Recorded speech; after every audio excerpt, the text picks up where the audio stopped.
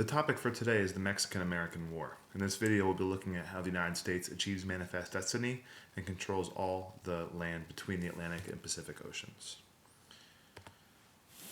So last week we looked at Texas and how the Republic of Texas gained its independence from Mexico. And Texas is still an issue in the Mexican-American War. Texas wants to join the United States and eventually does in the mid-1840s, and Mexico becomes very mad at the United States for adding Texas. Remember, there's lots of disputed area in Texas, and that Mexico actually doesn't even recognize Texas as leaving and being its own country. So in a way, Mexico believes that the United States added part of its country to the United States, which would be bad if you were Mexico. President Polk offers Mexico some cash to settle this dispute. Mexico, of course, refuses. It's kind of insulted that the United States is trying to buy them off, and this causes more anger.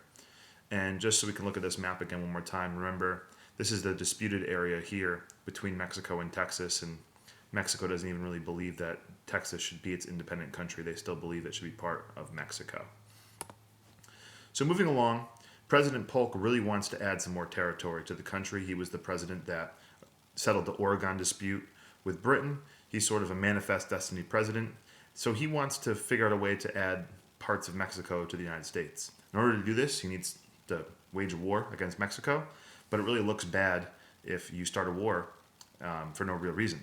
So President Polk decides he's going to try and figure out a way to get Mexico to attack us, and then we can declare war on them.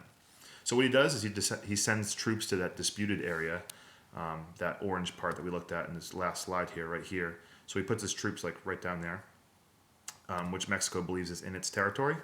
And then, as he anticipated, Mexico attacks those troops since they are not in the United States technically.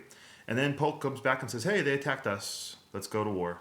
And Congress gives him a declaration of war. So it's almost like the United States was poking Mexico, like this dog poking this cat. And the cat kind of raged back at him. Anyway, so Mexico and the United States are officially at war. California was part of Mexico back then, but many U.S. citizens were living there. So they sort of join in the war on the side of the United States, and they rebel against the Mexican government.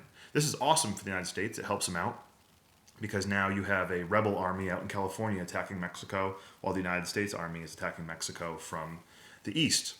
The famous rebellion in California was led by a man named John C. Fremont, and this was their flag here that becomes the grizzly bear flag that becomes a very famous symbol of their rebellion. You'll still see it out in California some places.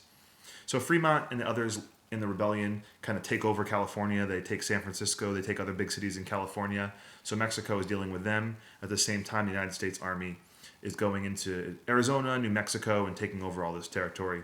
It's going pretty well for the United States thanks to that California rebellion led by Fremont.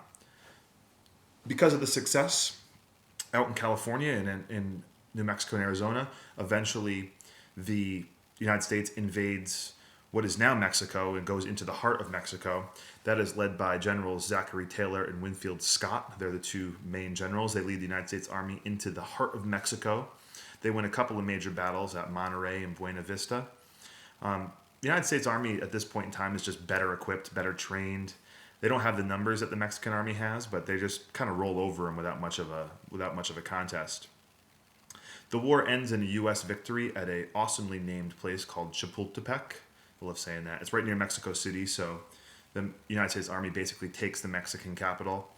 And the Treaty of Guadalupe Hidalgo was signed in 1848. That ended the war, and it gave the United States this territory known as the Mexican Cession, which completes the rest of the country, pretty much. There's one little final piece that's added in a purchase in 1853. So let's look at that map real quick. We'll look at it in a second. So there is some people that are against this war. It wasn't, even though it was very successful for the United States, people in the North would call it Mr. Polk's War. Here's a even book title that says Mr. Polk's War, the conflict no one wanted. So that's historians writing about people that didn't want the war. The main criticism was the way the war was started. Many believed that Mexico was innocent and war wasn't needed. One person that spoke out against this war was a guy named Abraham Lincoln. You may have heard of him. He spoke out against the war. So there's people in the North that didn't like the war and that kind of the United States was acting aggressively. But most people liked it, especially in the West and the South. So here's the map I was talking about before, achieving manifest destiny. We looked at, this was the area added after Texas was added to the country. And then this last part in purple here, that was the territory that the United States gained from the war against Mexico in the Treaty of Guadalupe Hidalgo in 1848. Then in 1853, they purchased this blue part down here, this last little sliver from Mexico in what was called the Gadsden Purchase. So by 1848, and I guess technically 1853, you have the country as it is, all complete. So in conclusion, just kind of recap. At first, Mexico was very mad at the United States about adding Texas, and there was that border dispute issue that was really pretty touch and go there for a while. President Polk, in an effort to gain more territory, provokes Mexico into a war so that the U.S. can expand. Once the Mexicans attack us, we can attack them. So it's kind of like a trick. Key victories in California, thanks to the Fremont rebels, along with key victories in Mexico, lead to a relatively easy United States victory. The Treaty of Guadalupe Hidalgo gives U.S. a big chunk of Mexican territory.